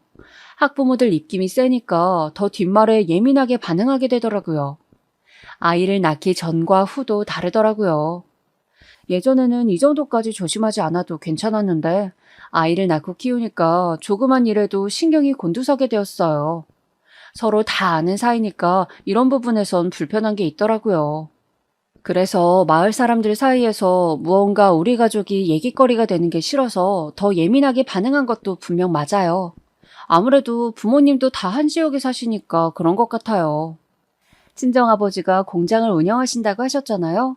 동네 사람 중에 공장에 다니시는 분들이 꽤 있으세요. 그래서 어딜 가도 아, 공장 딸 하면서 아는 척을 하시거든요. 사실 그래서 학창 시절에는 그게 참 싫었습니다. 슈퍼를 가도 아버지 공장 안부를 물으시고 버스에 타도 기사 아저씨가 아버지 안부를 물으셨거든요. 그런데 저도 익숙해졌는지 이제는 적응됐던 것 같아요. 아무튼 그렇게 이 사건은 지나갔어요. 남편도 저에게 잘했고 채원이도 학교 생활을 워낙 잘해서 큰 걱정 없이 잘 살고 있었어요. 그런데 어느 날 지연이가 한밤중에 울면서 전화가 오더라고요. 남편한테 전화한 것을 제가 받았어요. 지연아, 무슨 일 있어? 이 새벽에. 세정아, 나 어떡하니? 우리 아버지 돌아가셨어. 나 어떡해? 뭐? 어디야? 우리가 거기로 갈게. 여기 보람 장례식장이야. 나 정말 너무 슬퍼. 저는 급하게 남편을 깨웠어요. 비몽사몽으로 일어나는 남편에게 지연이 아버지가 돌아가셨다고 전했어요. 남편은 정말 놀라더라고요. 그렇게 우리 부부는 장례식장으로 바로 갔습니다. 지연이가 울면서 우리를 맞이하더라고요. 저는 지연이를 안아주며 위로했어요. 지연이 아버지는 저도 어릴 때부터 봤던 분이셨어요. 워낙 호탕하신 분이셨는데 자다가 심장마비로 돌아가셨다고 하더라고요. 지연이가 너무 놀란 것 같아서 안심시키려고 노력했던 기억이 나요. 연락을 받은 사람들이 하나둘씩 오기 시작했습니다. 그렇게 저도 장례식장에서 지연이를 많이 도와주었어요. 지연이도 외동이라 도와주는 사람이 많이 없었거든요. 남편이 아무래도 남자니까 많이 나서는 상황이 되어 있었어요. 그런데 제가 약간 기분이 나빴던 것은 남편을 지연이 남편으로 오해하는 사람들이 있었어요. 제가 정말 어이가 없었던 부분은 지연이가 그걸 듣고도 부정을 하지 않더라고요. 이미 오해한 사람이 있는데 굳이 정정하지 않는 모습을 보며 저는 속으로 기분이 나빴습니다. 하지만 장소가 아무래도 장례식장이니까 제 기분을 티내지 않으려고 노력했어요. 지연이는 아버지가 돌아가신 충격이 매우 컸던 것 같아요. 우리 남편에게 많이 기대더라고요. 저는 그걸 보면서 이건 아닌 것 같다 느끼면서 기분이 나빴지만 장례식이 끝나고 얘기해야지 하며 넘겼어요. 지금 와서 생각해보면 절대 그냥 넘기지 말았어야 했어요. 제가 기분이 안 좋아 보이는 것을 눈치챘는지 남편이 저에게 다가왔습니다. 여보, 장례식장이잖아. 설마 오해하는 거야? 내가 뭘? 아니, 너무 표정이 안 좋아 보여서. 기분이 좋진 않지. 남편은 오해하지 말라며 저를 안아주었습니다. 그러면서 미안하다고 사과하길래 그냥 장례식장 사건도 이대로 넘겼어요. 사실 뭐라고 한마디 하고 싶었지만 장소 때문에 어쩔 수 없었어요. 그렇게 지연이 아버님이 돌아가신 후 지연이는 눈에 띄게 우리 남편을 부르기 시작했습니다. 남편도 죽고 아버지도 죽고 자기는 옆에 있는 사람들이 자꾸 떠나간다고 너무 슬프다고 우리 집에 찾아와서 울기도 했어요. 저는 물론 지연이의 상황은 안타까웠습니다. 하지만 너무 자주 저러니까 부담스러운 마음이 들었어요. 그래서 진지하게 이사도 생각하기 시작했어요. 고향이라 대학도 서울에서 나왔지만 굳이 내려왔던 것이었는데 뭔가 살면서 불편한 상황이 계속 생기니까 오히려 내가 여기를 피해야 하나 하는 생각이 들었죠. 그래서 친정엄마한테 얘기를 터놓았습니다. 네가 편한 대로 하렴. 사실 엄마는 지연이가 그렇게 마음에 들지 않아. 사실 친정엄마도 지연이를 그렇게 좋아하진 않으셨어요. 왜냐하면 지연이가 꾸미는 것을 좋아해서 짧은 치마도 자주 입거든요. 저야 뭐 또래니까 괜찮았지만 아무래도 시골 어른들 눈에는 애엄마가 저러고 다니니 뒤에서 말이 많이 나왔나 보더라고요. 그리고 지연이가 성격이 되게 좋아서 여기저기 말도 많이 붙이는 편이에요. 그래서 아는 사람도 많고 어딜 가도 살갑게 얘기를 많이 하는데 그걸 안 좋게 보는 분들이 많았어요.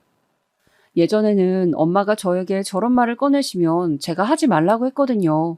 지연이는 제 친구잖아요. 그런데 이제는 엄마가 저렇게 지연이 욕을 해도 말리지 않았어요. 그래도 남편은 저만 바라봤기 때문에 의지하며 살고 있었죠. 그런데 이사 생각은 했지만 가지 못했어요. 왜냐면 딱 그때 정말 큰 불행이 저에게 찾아왔거든요. 그건 바로 암이었어요. 어느 날부터 살이 갑자기 막 빠지기 시작하더라고요. 처음에는 요즘 먹는 것도 잘 먹고 괜찮게 지냈는데 왜 이럴까 생각했어요. 물론 지연이가 신경은 쓰였지만 그것과 별개로 제 생활은 매우 잘하고 있었거든요. 보습학원도 제가 원장이니까 스트레스도 심하지 않았어요. 그렇지만 살이 빠져서 기분은 좋더라고요. 그런데 살만 빠지면 괜찮았는데 소화도 잘 되지 않았어요. 그뿐 아니라 쉽게 피곤해졌습니다. 우리 집에서 보습학원까지는 걸어서 25분 정도가 걸려요. 예전에는 아주 쉽게 걸어갔어요. 사실 저 정도 걷는 것은 일도 아니잖아요. 오히려 산책이죠. 그런데 어느 날부터 걷다가 멈춰서 쉬어야 할 정도로 힘들기 시작했습니다. 소화도 잘 안 되고 머리도 아프더라고요. 심지어 이명까지 있었어요. 제가 상태가 안 좋아서 보습학원도 나가지 못하고 집에만 누워 있으니 엄마가 걱정을 많이 하셨습니다. 그래서 동네 의원을 데려갔는데 처음에는 저보고 스트레스가 심해서 그런 것 같으니 조금만 집에서 쉬면 괜찮아진다고 하더라고요. 저는 그 동네 의원을 제가 어릴 때부터 갔어요. 그래서 의사 선생님이 마치 제 주치의세요. 누구보다 제 건강 상태를 잘 아시는 분이 그렇게 말씀해 주시니 철석같이 믿었죠. 유치원생 때부터 엄마 손을 잡고 그 의원을 다녔던 기억이 생생하거든요. 그래서 보습학원을 한 달간 쉬면서 집에서 가만히 있었어요. 남편도 그때 걱정이 되었는지 출근 전과 퇴근 후엔 제 상태를 많이 살폈어요. 채원이도 제가 걱정이 많이 되었나 봐요. 저한테 엄마 아프면 안 돼 라고 말하는데 너무 미안했어요. 그런데 문제는 제 몸 상태였어요. 아무리 쉬어도 나아지기는커녕 오히려 더 심해지더라고요. 소화가 특히 너무 안 되더라고요. 그래서 이건 보통 일이 아닌 것 같다는 판단을 내렸어요.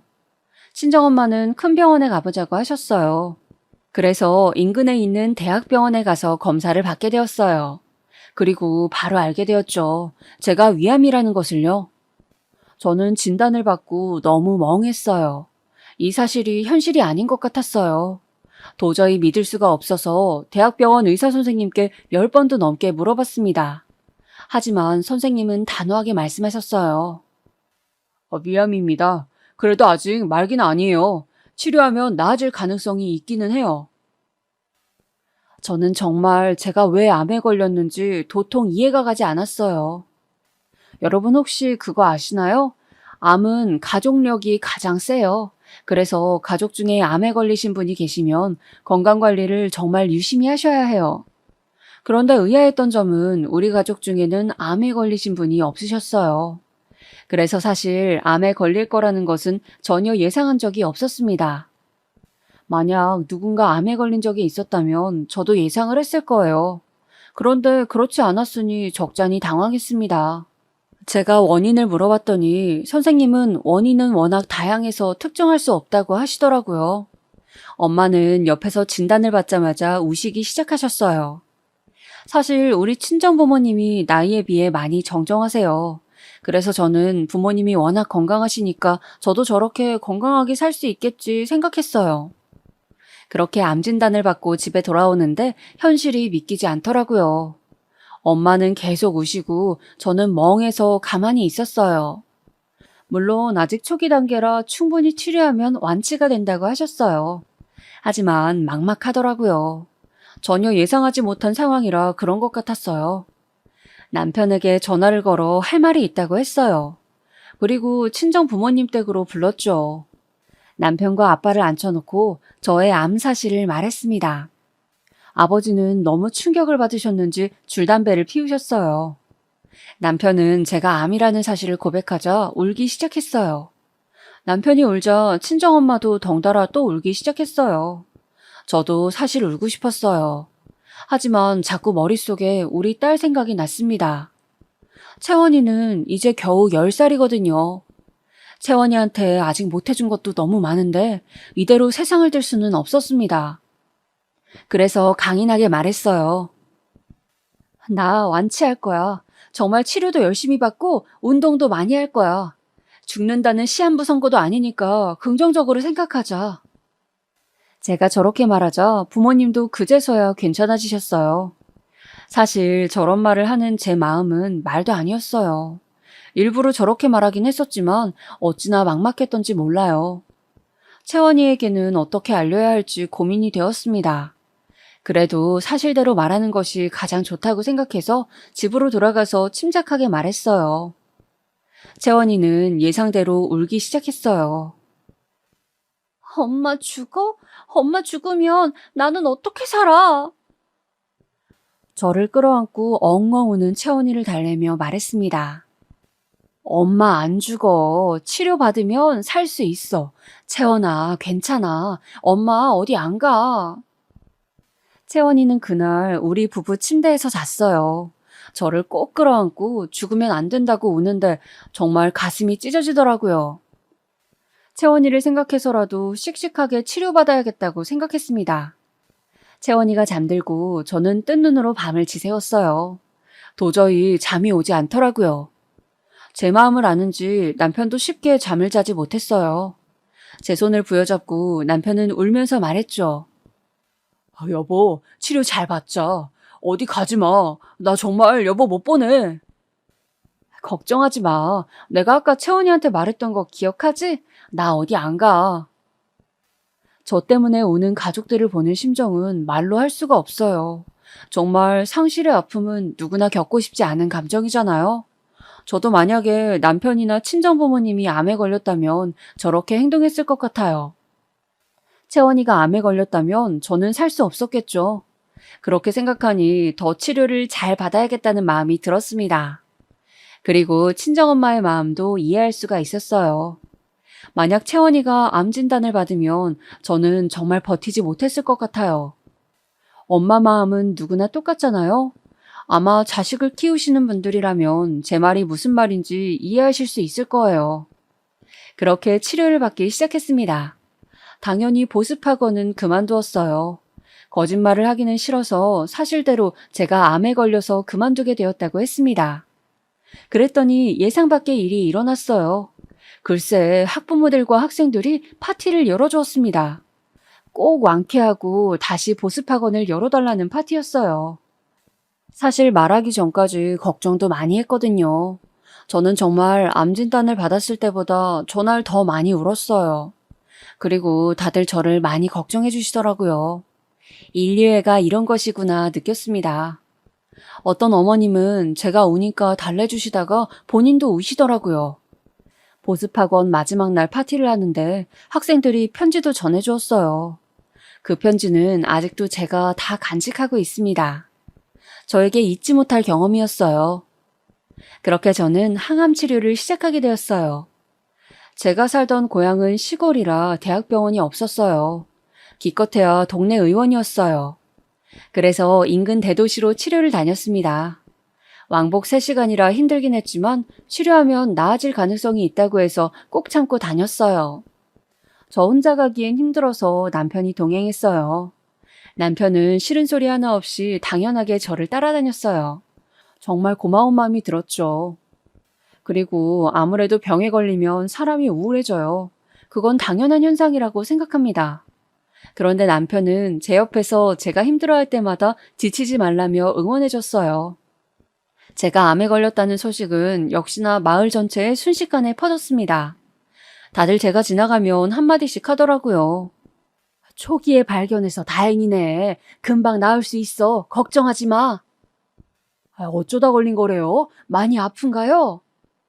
우리 집사람도 암에 걸렸었는데 치료하니까 낫더라. 너무 상심하지 마. 식당에 들어가거나 세탁소에만 가도 저에게 암에 대해 말을 하더라고요. 처음엔 응원해 주시는 것이 좋았지만 나중엔 제 한몸 추스르기도 힘든데 부담스럽더라고요. 물론 치료하면 요즘은 완치가 된다지만 그 과정이 너무 고통스러워요. 그래도 채원이가 엄마 아프지 말라고 저를 볼 때마다 얘기하고 힘들어해서 채원이를 보고 견딜 수 있었어요. 엄마, 많이 아프면 말해. 엄마, 나는 나중에 의사가 될 거야. 그래서 엄마가 그때까지 낫지 않으면 내가 고쳐줄 거야. 정말 내 딸이지만 너무 사랑스러워요. 제가 치료를 받으러 대학병원에 가면 남편은 치킨집 자체를 닫았어요. 일하는 직원도 있어서 열어도 되는데 굳이 문을 닫고 저한테만 신경 써주니까 저는 얼마나 고마웠는지 몰라요. 그런데 어느 날 친정엄마가 저를 조용히 집으로 불렀어요. 엄마 왜 그래요? 무슨 일 있어? 세정아, 놀라지 말고 잘 들어. 너희 남편 바람 났어. 저는 이게 무슨 소리인가 싶었습니다. 그게 무슨 소리야, 엄마? 제대로 말해봐. 이게 뭐? 내가 너 항암 치료도 받고 있고 혹시나 충격받아서 더 안 좋게 될까봐 말 안 하려고 했는데 그러기엔 내가 너무 사이가 괘씸해. 나중에 알게 되면 너를 속이게 된 거라 지금 말하는 게 나을 것 같아. 엄마, 침착하게 상황을 다 말해봐. 무슨 소리냐고. 채원이가 말해줬어. 너희 남편 그 분식집 사장 지연이랑 바람났어. 저는 너무 놀랐습니다. 그걸 채원이가 말해줬다는 게 너무 충격적이었어요. 채원이가?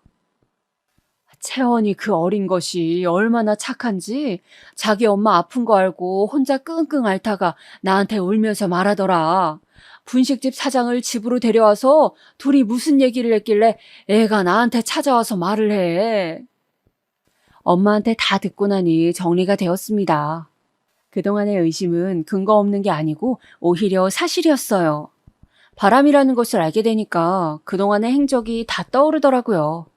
지연이가 치킨집에 자주 간다는 사실은 저도 알고 있었지만 제가 그렇게 불편한 티를 내니까 몰래 만났던 거였어요. 제가 운영하던 보습학원은 시내와 조금 떨어져 있어서 저는 걔네가 어떻게 지냈는지 정말 잘 몰랐거든요. 아이들이 공부하러 오면 거기에만 신경을 써야 하니까 더욱이요. 나중에 동네 사람들한테 말을 들었더니 외지에서 온 사람들은 분식집과 치킨집이 부부가 동시에 운영하던 집인 줄 알았다고 하더라고요. 남들 눈에 그렇게 보일 정도면 어느 정도로 붙어 있었는지 아시겠죠? 제가 아프기 전부터 그랬는데 아프고 나서 학원을 접고 나서는 더 심해졌다고 하더라고요. 여긴 워낙 좁아서 다들 아는 사이라고 했잖아요. 가끔 오지랖 넓은 어른들이 지연이에게 유부남이니까 조심하라 하면 지연이가 그렇게 대답했대요. 무슨 상관이세요? 그걸 심지어 아이들도 이상하다고 여겼나 봐요. 지연이 딸인 지수가 채원이에게 우리 엄마랑 너희 아빠 결혼해? 그럼 너희 엄마는 어떡해? 이런 말도 했다고 하더라고요. 아이들이 혼란스러울 정도로 붙어 다녔다는 것을 알자 정말 배신감에 온몸이 부들부들 떨렸어요. 가장 충격적인 것은 채원이가 있는 집에 지연이가 왔었나 봐요. 채원이 안녕. 이모가 잠깐 반찬 주러 왔어. 채원이는 그때 마침 태권도 도장에 가야 해서 인사하고 나왔었다고 해요. 그러다 깜빡하고 못 챙긴 게 있어서 다시 집에 들어갔는데 방에서 지연이와 남편이 대화하고 있었던 거죠. 그런데 대화 내용이 정말 충격적이었어요. 보험금 타면 네 차부터 바꿔줄게. 얼마 남지 않은 것 같지? 기다려봐. 정말? 자기야, 나 기대된다. 지금부터 차 고르고 있을래. 가방도 사줄 거지? 당연하지. 원하는 가방 있으면 미리 백화점 가서 골라. 저렇게 방에서 떠들던 소리를 채원이가 방 앞에서 다 들었다고 하더라고요. 채원이는 듣고 혼자 태권도도 가지 않고 길가에서 울었다고 해요. 10살이라서 아예 아무것도 모르는 나이는 아니거든요. 그래서 처음엔 혼자만 알고 있으려고 하다가 외할머니, 그러니까 우리 친정엄마한테 가서 말한 거라고 했어요. 저는 정말 그걸 다른 사람도 아니고 우리 딸이 들었다고 생각하니까 억장이 무너졌어요. 남편과 지연이에 대한 배신감은 말로 이룰 수가 없었어요. 정말 지연이가 괘씸했던 것은 제가 중간에 불편한 티를 내면 장난이라고 저를 긁었잖아요. 그래놓고선 뒤에선 남편하고 제 얘기를 했을 거라는 것을 떠올리니까 너무 충격이었어요. 쟤들은 저를 얼마나 바보처럼 알았겠어요. 그리고 남편에 대한 배신감은 정말 제 인생 자체를 부정당하는 느낌이었습니다. 남편과 저는 소꿉친구였잖아요. 기억도 잘 안 나는 아주 어린 시절부터 함께였어요. 미취학 아동 시절부터 학창 시절 내내 붙어 다녀서 그냥 남편은 제 전부였어요. 저는 남편만큼 저를 이해해주는 사람은 이 세상에 없다고 생각했습니다. 힘든 일이 있으면 남편에게 가장 먼저 말하고 기쁜 일이 있어도 남편에게 가장 먼저 전했어요. 그냥 당연히 제 인생의 한 부분을, 아니 어쩌면 모든 부분을 차지했다고 생각했는데 정말 너무 충격적이더라고요. 제 앞에선 제가 암에 걸렸다니까 손을 부여잡고 울고 또 언제는 밥을 먹다가 혼자 우는 거예요. 제가 너무 당황해서 여보 갑자기 왜 우는 거냐고 물어보니까 남편이 울면서 말했었어요. 이런 평범한 일상이 나중에 가면 그리워질까 봐 그게 무서워. 나는 여보랑 채원이랑 이렇게 평생 행복하게 도란도란 살고 싶었는데. 같이 밥을 먹다 저러니까 저도 너무 당황했지만 말이 너무 슬퍼서 그 말을 듣고 같이 울었어요. 채원이도 당연히 울었고요. 그렇게 셋이 밥을 먹다 울기도 했었는데 그게 다 가식이라는 거잖아요. 배신도 이런 배신이 있을까요? 저는 엄마한테 내 남편이 바람났다는 사실을 듣고 정말 멍했어요. 화를 낼 기운도 없고 그냥 이게 현실이 아니었으면 좋겠다는 생각만 들었어요. 그리고 제 눈으로 직접 확인해야 할 것 같았어요. 다른 사람도 아니고 제 남편이 저를 두고 바람을 피웠다는 사실이 정말 믿기지 않았어요. 물론 채원이가 말한 거니까 틀린 말은 아닐 것이고 저도 몇 번이나 이상하다고 생각했지만 그게 의심으로 남을 때랑 직접 확인하는 것은 완전히 다른 얘기잖아요. 그래서 바로 그 길로 남편 치킨집으로 갔습니다. 여보 무슨 일이야? 오늘 집에서 쉰다며? 저는 그런데 남편이 웃으면서 저를 보니까 눈물이 나오더라고요. 차마 확인받고 싶지 않았던 마음이 커서 그랬던 것 같아요. 만약에 물어봐서 그게 사실이라면 저 웃음조차 거짓이라는 거잖아요. 저는 정말 그래서 그냥 치킨집 한가운데에서 갑자기 울음이 터졌어요. 손님들도 있었지만 그건 신경 쓰이지 않았어요. 그냥 제 감정이 우선이었습니다. 여보 왜 그래? 많이 아파? 지금 병원 갈까? 남편은 달려와서 제 어깨를 감싸며 물었습니다. 그런데 순간 역겨운 마음이 들더라고요. 제 앞에선 이렇게 연기를 하고 뒤에선 또 지연이에게 차를 사주니 가방을 사주니 그런 얘기를 한다는 거잖아요. 그래서 남편의 손을 뿌리치고 단도직입적으로 물었어요. 야, 너 바람났어? 그것도 지연이랑. 네가 사람이야? 말하다 보니 화가 급속도로 올라오더라고요. 그래서 소리를 지르며 말했어요. 바람? 네가 날 두고 바람? 미쳤어? 남편은 심하게 당황하더라고요. 무슨 소리야? 아니 내가 무슨 바람이야? 말이 되는 소리를 해. 왜 그래 정말? 많이 아프면 병원에 가자. 남편은 저를 억지로 밖으로 데리고 나왔어요. 가게에는 손님들이 있어서 그런 것 같았는데 저는 참을 수가 없었죠. 채원이가 다 말했어. 네가 지연이한테 내 보험금으로 가방 사고 차도 사준다고 했다며? 야, 네가 인간이야? 남편은 진정하고 집에 가서 얘기하자고 했어요. 길거리에서 사람들이 다 쳐다봤지만 알 바 아니었어요. 친정엄마가 제가 걱정됐는지 따라오셨나 봐요. 옆에 와서 제 남편을 밀치며 울면서 말했어요. 이 인간아, 정말 네가 어떻게 그래? 다른 사람도 아니고 네가. 내 딸 어떡해? 남편은 심하게 당황했습니다. 저는 치킨집 바로 옆에 있는 분식집으로 향했어요. 어느덧 사람들이 많이 모여 있었어요. 다들 한마디씩 하더라고요. 아, 진짜 바람이야? 아, 대박. 그럴 줄 알았어. 아니, 어쩐지 분식집 사장이 그렇게 치킨집에 많이 들어가더라. 저는 분식집 문을 열었는데 글쎄 지연이가 안에 있으면서 문을 잠갔더라고요. 문이 투명해서 안이 다 보였는데 싱크대 밑에 숨었는지 손님들만 당황해서 어쩔 줄을 몰라 하더라고요. 안에 있던 손님이 문을 열어줘서 저도 안으로 들어갔어요. 야, 이지연, 나와! 친정엄마도 들어가서 지연이를 같이 찾았어요. 역시나 싱크대 밑에 있더라고요. 제가 지연이에게 네가 어떻게 그러냐고 따지니까 지연이는 생각보다 덤덤했습니다. 아니, 오히려 뻔뻔했어요. 저렇게 뻔뻔해야 유부남과 바람이 나는 건가 봐요. 너희 남편이 내가 좋다는데 어떡하니? 그럼 남편 관리를 잘하던가. 너 그게 나한테 할 말이야? 못할 말은 아니잖아. 그리고 가게 나가줬으면 좋겠는데? 계속 그러고 있으면 영업방해로 경찰에 신고할 거야. 너무 뻔뻔한 모습에 저는 눈물이 나왔어요.